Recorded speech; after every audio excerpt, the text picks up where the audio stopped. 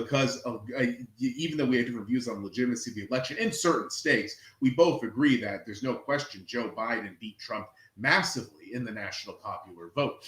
And so I think that the nationalism which Trump represented, the nationalistic sentiment which you speak of, absolutely it's there, but it's not really nationalism. It's really something of a cultural memory that only applies to certain regions of the country.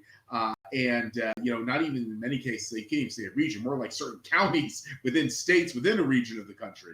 So it's really an interesting matter. I don't think it's enough to provide a sort of broad-based, left-right spectrum-based agreement on American culture or identity going forward, what Trump represented, but certainly he did tap into something profound. And I think really it's rooted in nostalgia for what does seem to be nowadays a better time.